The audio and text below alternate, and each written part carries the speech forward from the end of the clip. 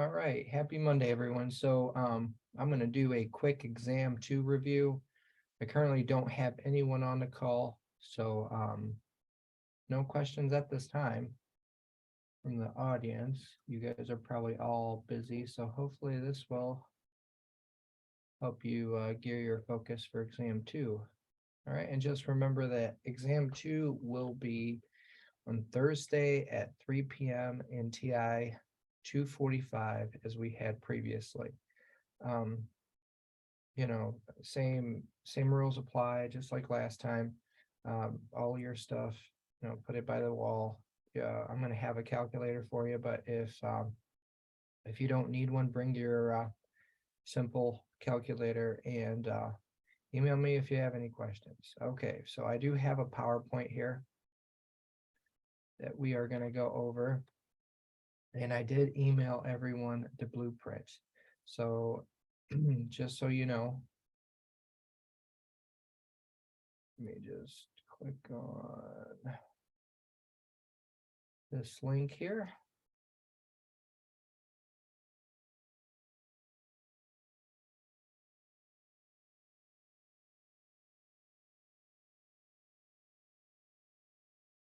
All right, so the blueprint is the test is going to cover all chapters in module 4 through 6. Case studies. So the case studies that were discussed in 4, 5, and 6. The VSIM questions I'm going to post so that way you can review the questions and answers. So that way it can help you study for the exam. There's going to be Claywell chapters 4 through 6 as well. Medication math. So please do those Nurse Sarah links that I provided. And there is also a pediatric dosage calculation question. So I do have another Nurse Sarah link that I'm going to post. Then, setting priorities and delegation, your scope of practice. So remember that the RN has a different scope of practice than the LPN. So be sure to review that. Communication is going to be on the exam again. So therapeutic communication and all the information in lab and Blackboard related to modules 4 and 6. So you're going to have about 5 to 7 medication math questions, 5 to 7 ABG and pharmacology questions. And remember, the big one is anticoagulants. So we did talk about heparin and we spoke about warfarin. You're going to have 6 to 7 questions on all the case studies that we've done through module 6 through 7. And then 8 to 10 questions on module 4, 10 to 15 questions on module 5, and 10 to 15 questions on module 6. So remember, everything is going to be in the Blackboard announcements. So you're going to have 50 questions, just like last time. Each one will open one at a time. You will have 1.5 minutes per question. So you cannot go back. All right, so here is the PowerPoint. So exam 2 review. Okay, so here's just a helpful slide. Any questions that require you to prioritize as a nurse, pay attention to the strategic words or phrases such as best, initial, vital, most important, first. And then also pay attention to the question that has the client statement. So if you have to follow up, when you're answering these questions, make sure you're using the ABC method. So airway, breathing, circulation. If it's cardiac, remember it's CAB. So circulation, airway, and then breathing. You're also going to use Maslow's and the steps of the nursing process. So if you do have any options on this exam that have closed-ended words, make sure you eliminate those options. So any options that say all, always, never, only, will not, make sure you eliminate those options because they are not correct. So open-ended questions are usually correct. So it may indicate words such as may, generally, or usually. There's going to be questions on acid-base imbalance. So remember to look at this figure in Giddens. So these are all related to respiratory acidosis. And these are all related to metabolic acidosis. So also pay attention to the box that is related to respiratory alkalosis and metabolic alkalosis. So I just gave you an example of this box. So pay attention to the figures in the box that are in each of the tables.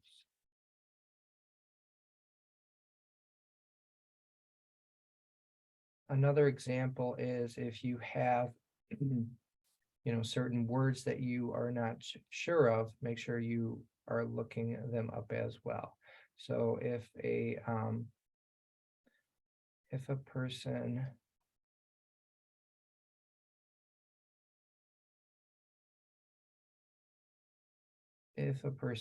has a low output, urinary output, what type of acidosis is that?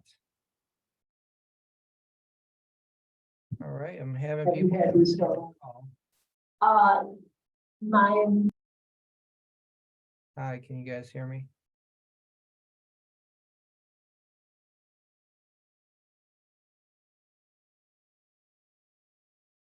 Hey, can you guys hear me?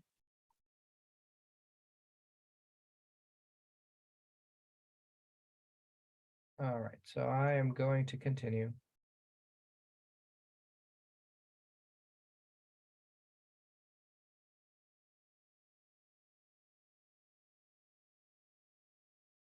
All right, and there is the answer. So I will also post this PowerPoint under Blackboard as well.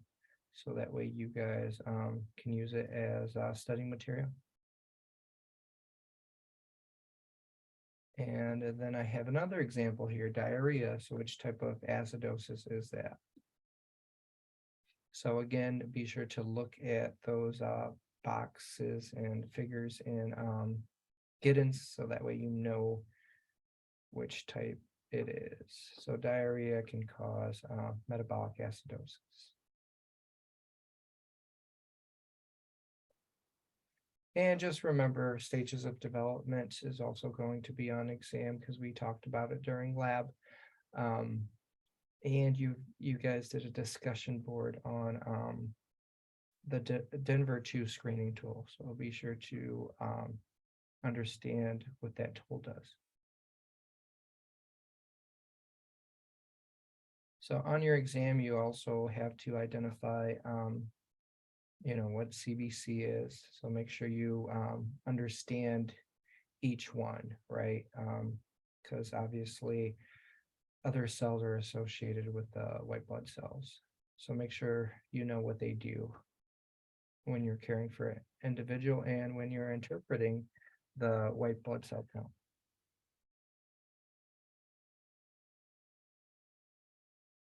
All right, so anyone on a call have any questions so far?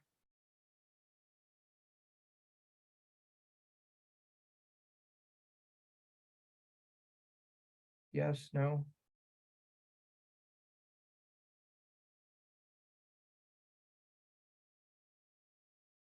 No questions? All right, I'm going to continue here. Okay, so let's just use this as an example. And this is going to appear on your exam, just like this question. So be sure that you guys did those practice questions in under that surviving nursing school link, so that way you can understand ABGs.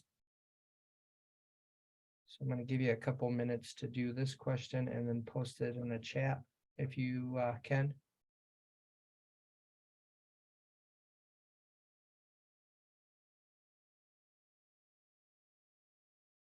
Know what you believe the answer is to this.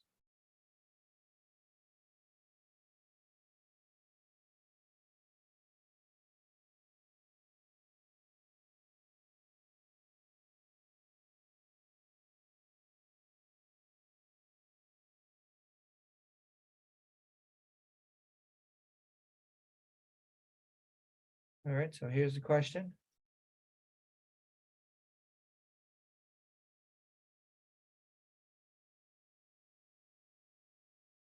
I'll give you guys until 11:25 to see if you can answer this one.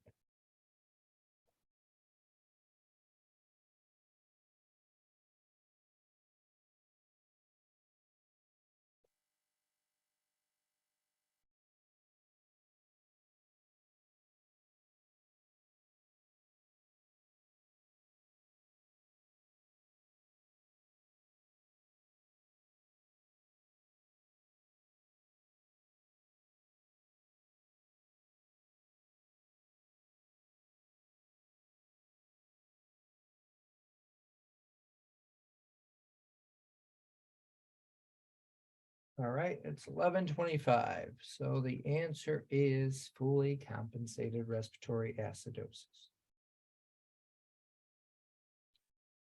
We did talk about fetal hemoglobin.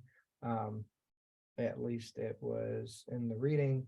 So this is the answer to it as well. So make sure you understand this as well. So this is what I want you to focus on. The link to the ABG practice is also in this PowerPoint, but just remember it's under your module 6. And then delegation. So I do have some helpful information here regarding delegation. So be sure to review that.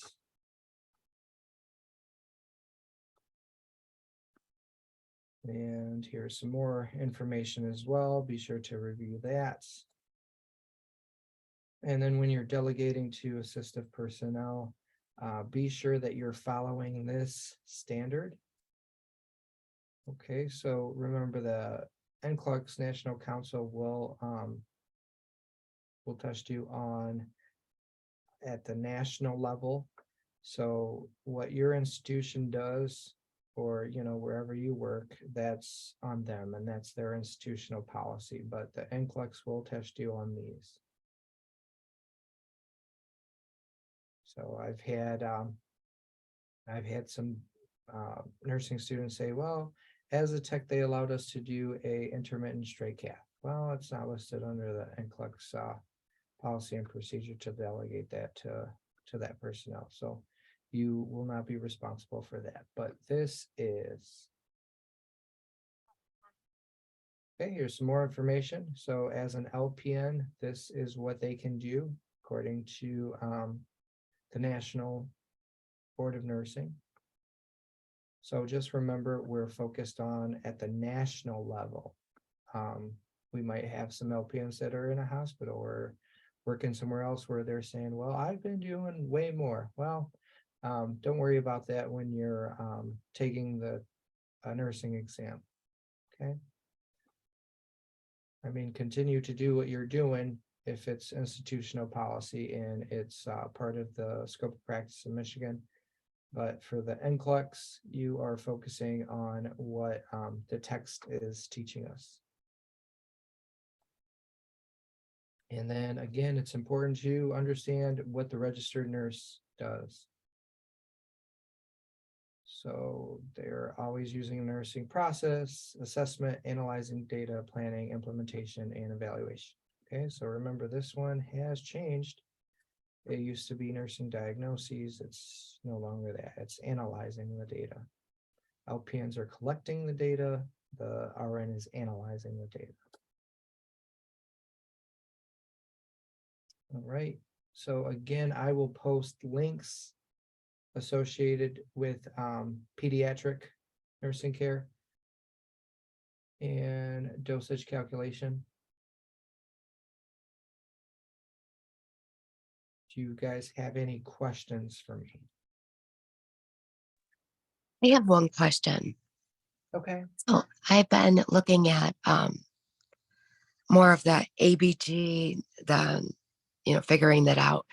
But a lot of sites, like I'll look at like nursing sites, and for the PCO2, they have it listed 35 to 45, not 45 to 35, the way you showed us the other day. And I Right, was just wondering, what is the like, so what is the right way to do this? right. So, what you said, some sites listed it as the 35 to 45. That's correct, but using the tic-tac-toe method, Uh-huh. he has it opposite because Is it he has everything when you're memorizing that little chart or diagram that he uh-huh. does. He has everything on the left side, acidic, the right side, basic. So that's why he has them switch, so that way students don't get that confused. Because that's what they say then. They say it, but remember it's the opposite. So the way you showed us is the way it is supposed to be with it already switched. And we don't have to, I don't have to try to remember that Yeah, that's opposite, correct? correct. As long as you have it in your brain where you can identify, if it's alkalosis, if it's acidic, then, as long as you get the question correct and you're understanding that. He uses that diagram to just help you do the tic-tac-toe method. If Uh, that diagram is not helpful and it's confusing you, then, do it your old way. okay. All right. I just wanted to clarify that. Thank you. Yeah, no problem. Yeah, because a lot of people, might develop acronyms, might develop certain steps to just help them remember the information. So that's what worked for, that person. And Mhm. they're getting the questions right doing that process. But if that's confusing, you or other students, do not use that process and use the process in the book. So, okay. Okay. Thank you. Yep, no problem. So there's going to be, what is I it, have a 5 to 7 question. questions related to ABGs. Yep, go ahead.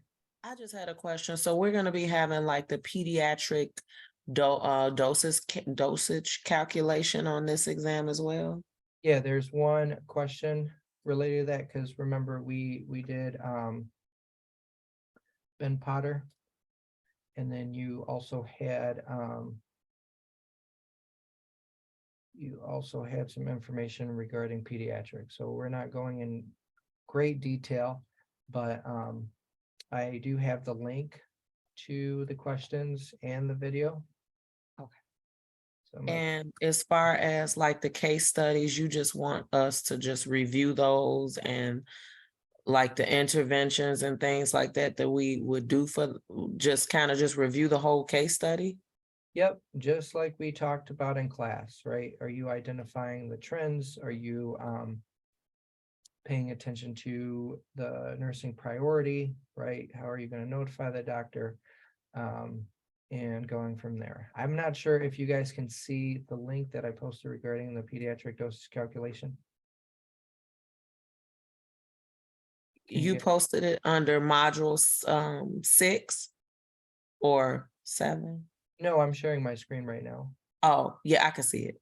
Okay, perfect. So watch the video because it's going to talk about safe dose. So will this dosage be safe for the child? So it's basically going to be a yes or no question.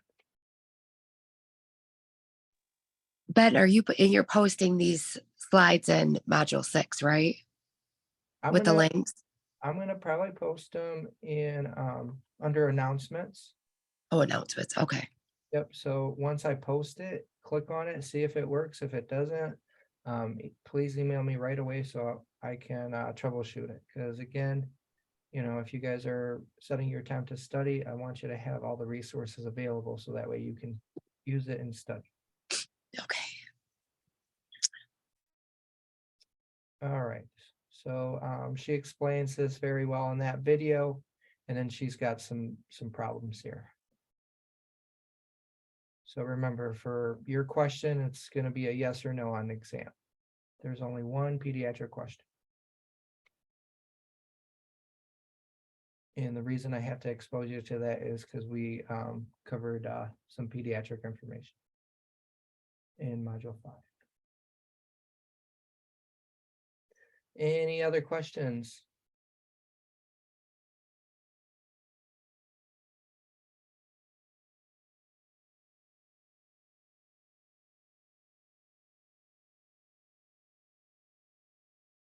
No other questions. So I started earlier before you guys joined. Be sure to review the recording and then email me if you have further questions. But again, study as a group. I know you guys shared your phone numbers and contact information with each other, so make sure you are utilizing that. Because if you're studying individually, it might be more difficult to kind of focus where you need to focus, right? Whereas if someone understands ABGs, they can definitely explain it to you better. Or you can always email me as well. All right, any other questions? Also, make sure you bring your lab kit on Thursday, 5 p.m. So we're going to start normal lab like we do after the exam. So the exam is from 3 to 5 in TI 245. We're going to follow the same testing procedures as we followed earlier with exam 1. And then we're going to go straight to lab after the exam if everyone wants to. If you guys finish earlier, like last time, we can, but we're going to be practicing in 101 on NG insertion and removal. So make sure you bring your lab kit. If you forget it, we'll have some extra supplies there as well.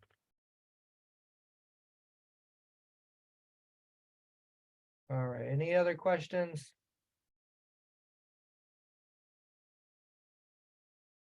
All right, I'm going to end this meeting, and then you guys email me if you have any questions. So I will post this recording under Blackboard announcement as well. All right, take care, everyone, and good luck studying. Thank you.